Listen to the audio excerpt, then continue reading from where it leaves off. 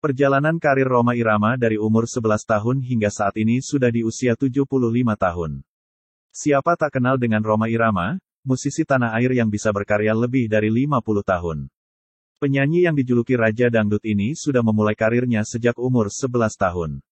Rhoma sudah menjadi penyanyi dan musisi ternama setelah jatuh bangun dalam mendirikan band musik, mulai dari band Gayan tahun 1963.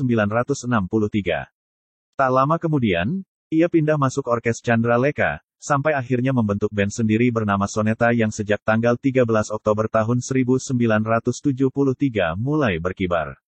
Bersama grup Soneta yang dipimpinnya, Rhoma tercatat pernah memperoleh 11 Golden Record dari kaset-kasetnya. Bisa dibilang Rhoma Irama dan Soneta Group adalah arus utama dari hulu sampai hilir arus musik dangdut di Indonesia.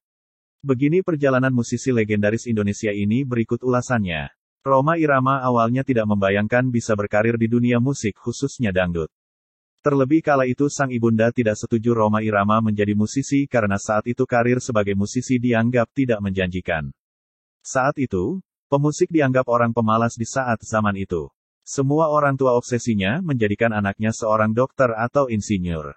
Namun Rhoma Irama teguh dengan pendiriannya yang sangat kuat. Awalnya Rhoma Irama membaut grup band beraliran pop pada era tahun 1963 bernama Gayan, namun karir Rhoma kurang berhasil. Kemudian awal tahun 1970, Rhoma membentuk Soneta Group yang bertujuan untuk memadukan musik yang mempunyai unsur Barat, Timur Tengah, dan Melayu.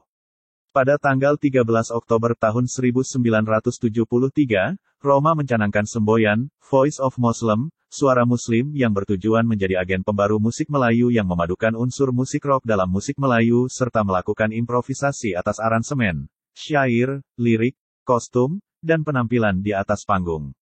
Menurut Ahmad Albar, penyanyi rock Indonesia, Rhoma seorang pionir, pintar mengawinkan orkes Melayu dengan rock. Tetapi jika kita amati ternyata bukan hanya rock yang dipadu oleh Rhoma Irama tetapi musik pop, India, dan orkestra juga. Inilah yang menyebabkan setiap lagu Rhoma memiliki cita rasa yang berbeda. Bagi para penyanyi dangdut, lagu Rhoma mewakili semua suasana ada nuansa agama, cinta remaja, cinta kepada orang tua, kepada bangsa, kritik sosial, dan lain-lain. Mustahil mengadakan panggung dangdut tanpa menampilkan lagu Rhoma Irama, karena semua menyukai lagu Rhoma, begitu tanggapan beberapa penyanyi dangdut dalam suatu acara TV. Resmi mengusung tajuk Voice of Muslim, Rhoma menggebrak musik dangdut Indonesia dengan merilis album pertama yang berjudul Soneta Volume 1 Begadang, yang dikomando oleh Remako Records. Sedangkan untuk formasi awal Soneta Group adalah Nasir Mandolin, Hadi Suling, Herman Bass Gitar, Kadir Gendang, Ayub Tamborin, Syihab dan Rizwan Keyboard serta Wempi Gitar. Mereka semua kini sudah almarhum, tinggal Rhoma Irama sendiri yang masih aktif bersama anggota pengganti baru. Rhoma dan Soneta melahirkan berbagai karya. Pada album keempat Soneta Group sudah tidak lagi bersama Elvi.